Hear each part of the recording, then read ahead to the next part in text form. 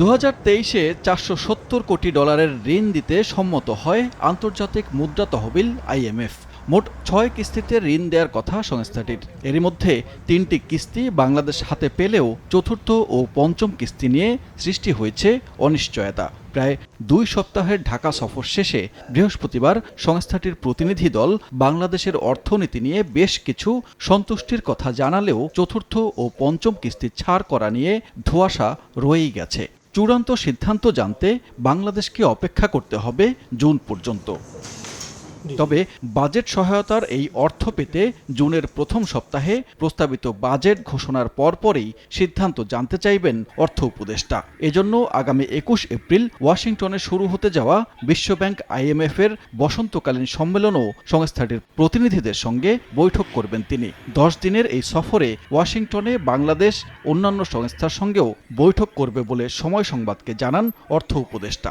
Budget announce করার আগেই আমরা প্রতিশ্রুতিটা চাচ্ছি।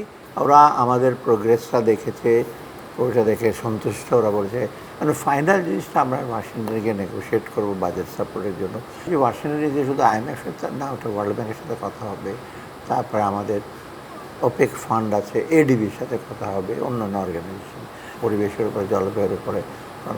তো সার্বিকভাবে বাংলাদেশের বর্তমান অবস্থা, ভবিষ্যৎ উন্নয়ন পরিকল্পনা সেটা আমরা তুলে ধরব। এরই মধ্যে রাজস্ব বোর্ড বিকেন্দ্রীকরণ, রিজার্ভের স্থিতিশীলতায় সন্তোষ জানিয়েছে IMF। রাজস্ব বাড়াতে বেশ কিছু পদক্ষেপ নিয়েছে সরকার। সমন্বয় করা হয়েছে জ্বালানির দাম। তবে খাদ্য কৃষি খাতে দেয়া ভর্তুকি কমানোর বিষয়ে আপত্তি জানিয়েছে বাংলাদেশ। আমরা তো NBR-কে 2 ভাগ করছি, ওরা অ্যাগ্রিড যে ঠিক আছে ভালো। আর প্লাস আমরা একটা টার্গেটটা সব অ্যাচিভ করেন, তবে ওরা বলছে টার্গেটটা দিয়ে অ্যাচিভ।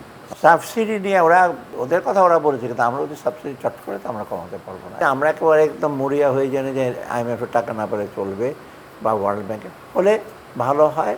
তবে আমাদের যে প্রজেক্টের ব্যাপারে কিন্তু এত শর্তটা থাকে না। আমাদের মেন শর্ত থাকে কি জানি বলে বাজেট সাপোর্টের জন্য, এগুলো বেশি শর্ত। ওয়াশিংটনের সম্মেলন শেষে 29 এপ্রিল অর্থ উপদেষ্টার নেতৃত্বে বাংলাদেশের প্রতিনিধি দলের ঢাকায় ফেরার কথা রয়েছে। 2 জুন ঘোষণা করা হবে 2025-26 অর্থ বছরের প্রস্তাবিত বাজেট। সানবীর রূপল, সময় সংবাদ, ঢাকা।